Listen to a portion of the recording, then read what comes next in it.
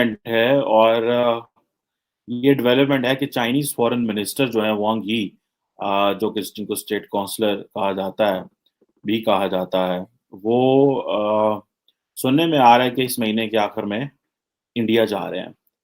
और अगर ये विजिट जो है वो होता है तो ये बेसिकली जब से गलवान वैली के वो जो कशमकश और जो लड़ाई हुई थी चीन और भारत की फौजों के दरमियान, और जब से पेंडेमिक आई है तो ये एक पहला विजिट जो है वो कंसिडर किया जा रहा है। और 2 साल से दोनों मुल्क लगे हुए हैं कि ये जो स्टैंड ऑफ है ये ख़त्म हो और लाइन ऑफ एक्चुअल कंट्रोल और जो लद्दाख में है इस मामले को सारा ठीक किया जाए, लेकिन अनफॉर्चुनेटली ये चीज़ें नहीं थी। हेलो दोस्तों, आपका स्वागत है अपने YouTube channel Hindustan times special में। चाइना के फॉरेन मिनिस्टर इंडिया आ रहे हैं, ये बात सुनकर पाकिस्तानी मीडिया रो रहा है। पाकिस्तानी मीडिया बोल रहा है चाइना भी इंडिया से अपने रिश्ते अच्छे करना चाह रहा है। चाइना को यह बात पता है कि भारत बाकी देशों की तरह कमज़ोर नहीं है। गलवान वैली में जब से झड़प हुई है उसके बाद ये पहली बार हाई लेवल की मीटिंग हो रही है और ये डेवलपमेंट है कि चाइनीज फॉरेन मिनिस्टर जो है वांग यी, जो कि जिनको स्टेट काउंसलर कहा जाता है, भी कहा जाता है, वो सुनने में आ रहा है कि इस महीने के आखिर में इंडिया जा रहे हैं। और अगर ये विजिट जो है वो होता है तो ये बेसिकली जब से गलवान वैली के वो जो कशमकश और जो लड़ाई हुई थी चीन और भारत की फौजों के दरमियान, और जब से पेंडेमिक आई है तो ये एक पहला विजिट जो है वो कंसिडर किया जा रहा है। और 2 साल से दोनों मुल्क लगे हुए हैं कि ये जो स्टैंड ऑफ है ये ख़त्म हो और लाइन ऑफ एक्चुअल कंट्रोल और जो लद्दाख में है इस मामले को सारा ठीक किया जाए, लेकिन अनफॉर्चुनेटली ये चीज़ें नहीं थी। नमस्कार। चाइना की इकोनॉमी के सामने एक और बड़ा खतरा आया। ये आया कोरोना की एक और वेव की शक्ल में। कोरोना की एक नई वेव आई है और जिसमें उन्हें एक शहर को कंप्लीट लॉकडाउन में डालना पड़ा। वो शहर जो है शिनजेन नाम है उसका। वहाँ का टेक्नोलॉजी का टेक हब है। कई बड़ी कंपनीज के ऑफिसेज वहाँ पर हैं। वहाँ पर फ़ोन बनाने की बहुत सारी कंपनीज हैं जो कि एप्पल को सप्लाई करती हैं, वो कंपनीज भी हैं। और जो कंपनी स्पेसिफिकली एप्पल को सप्लाई करती है वो उसका नाम है फॉक्सकॉन। वो कंपनी, उस कंपनी के सारे ऑपरेशंस बंद कर दिए गए हैं। कंपनी में बिल्कुल ताला लगा दिया गया। अभी बहरहाल सिटी की बसेस चलनी बंद हो चुकी हैं। ऑनलाइन क्लासेस शुरू हो गई हैं, ऑफलाइन क्लासेस बंद हो गई हैं। लोगों ने अपने मोहल्लों के बाहर लगा दिए हैं प्लास्टिक की जैसे बोलते हैं बैरियर्स लगा दिए हैं। कोई घुस नहीं सकता मोहल्ले के अंदर। Complete lockdown stage. और वो कंप्लीट लॉकडाउन जो चाइना वाला होता है कि हफ्ते में 2 दिन या 3 दिन में एक आदमी घर का बाहर निकल सकता है सामान लेने के लिए और वापस जा सकता है, बाकी कोई बाहर नहीं निकल सकता, वो वाला लॉकडाउन बड़ा स्ट्रांग लॉकडाउन होता है। लेकिन इससे आया है खतरा चाइना की इकोनॉमी पे। चाइना की इकोनॉमी जो प्रोजेक्शंस दे रही थी अपनी 5.5% के, उसे एनालिस्ट ने और बड़ी जो कंपनीज जो एनालिसिस करती हैं उन्होंने उसे डाउनग्रेड कर दिया है, 5% के आसपास ला दिया है। करीब इस शहर में करीब 1,70,00,000 लोग रहते हैं। 1,70,00,000 लोगों को अपने घरों में रहने के लिए मजबूर होना पड़ा। केसेस बहुत ज़्यादा नहीं होंगे, ऐसा है कि ऐसा मतलब जो हमें दिख रहा है, जो फिगर्स दिख रही हैं उस हिसाब से केसेस तो बहुत ज़्यादा नहीं हैं, ऐसा चाइना का कहना है। लेकिन जो चाइना की फिगर्स हैं उस पर कोई भरोसा नहीं कर पाता और ना करना चाहिए भी, क्योंकि चाइना अपनी फिगर्स हमेशा गलत बताता है। वुहान से जो ये वायरस शुरू हुआ था उसने फिर से चाइना पर ही अटैक किया और चाइना इसका सबसे बड़ा विक्टिम भी रहा है। जहां दूसरे कंट्रीज़ में 5 लाख, 6 लाख, 8 लाख डेथ्स पहुंच रही हैं, वहाँ चाइना ने अपनी फिगर्स आज तक क्लियर नहीं दी हैं, अब तक किसी को नहीं दिए। एक और शहर चैंगचुन, ये इसमें 90 लाख का शहर है, इसमें भी लॉकडाउन लगा हुआ है। ये इसमें लॉकडाउन लगे हुए 1 हफ्ते से ज़्यादा हो गया है। चाइना की बोला जा रहा है चाइना की इकोनॉमी की हालत ख़राब होती दिख रही है। मतलब चाइना की इकोनॉमी पे बहुत स्ट्रॉन्ग इम्पैक्ट पड़ेगा इसका। लेकिन चाइना क्या करे, और चाइना मानता भी ऐसा नहीं है।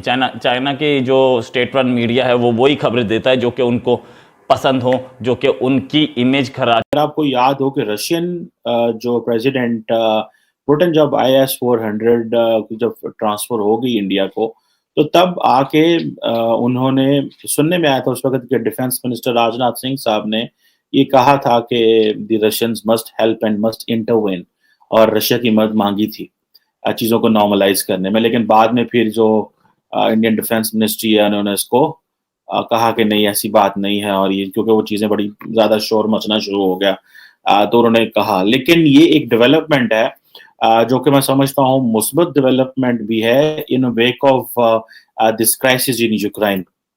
अगर आप देखें इस दौरान मैं तो थोड़ी सी मेच्योरिटी की बात करूंगा, और इसमें से what are the lessons for Pakistan as well. देखें इस वक्त जो भारत और चाइना की जो कहा जा रहा है कि जो टोटल ट्रेड है वो तकरीबन 125-26 बिलियन डॉलर है 2021 में, यानी कि हुई है, और जिसमें इंडिया की जो इंपोर्ट्स हैं वो तकरीबन तकरीबन 98 बिलियन डॉलर के करीब है, 98 बिलियन डॉलर, तो कि बहुत बड़ी इंपोर्ट्स हैं। और तकरीबन ये जो इंपोर्ट्स हैं ये बढ़ी हैं 2020 में, यानी कि तकरीबन कहा जा रहा है कि 46.1%, यानी कि 67% जो इंपोर्ट्स हैं वो 2020 में बढ़ी। सेकेंड मोस्ट इम्पॉर्टेंट पोर्ट है चाइना का। करीब 10% ट्रेड यहाँ से जाता है, 10% कंटेनर्स यहाँ से आते जाते हैं। और शेंजन से बड़ा अगर कोई पोर्ट है तो वो शंघाई है। शंघाई को भी इसने मारा है, इस कोविड ने इस बार। अभी शंघाई में भी प्रॉब्लम चल रही है, वो भी मैं आपको बताऊंगा। लेकिन शेंजन से पिछले बार जो लॉकडाउन हुआ था, शेंजन से ट्रेड जा आ रहा था, इसमें कोई शक नहीं है। पिछली बार ट्रेड जा आ रहा था, लेकिन इस बार लोकल बसेस भी अप्लाई करनी बंद हो चुकी हैं, तो इम्पैक्ट जरूर पड़ेगा। हाँ, पूरा का पूरा ना हो, थोड़ा चल सकता है, कंप्लीट ट्रेड नहीं हो पाएगा।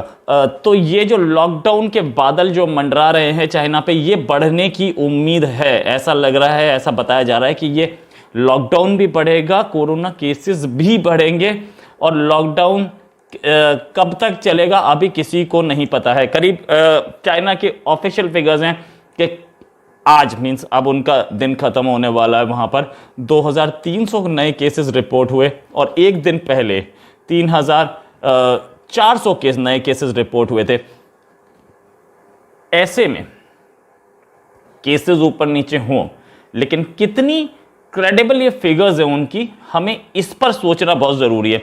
शंघाई एक और बड़ा शहर, शंघाई एक और बड़ा शहर, क्या सबसे बड़े शहरों में से एक, उसमें भी कोरोना केसेस दिख रहे हैं। और कुछ नेबरहुड्स को उन्होंने लॉकडाउन में लगा दिया, कुछ नेबर्स में से कुछ मोहल्लों को उन्होंने लॉकडाउन में लगा दिया है।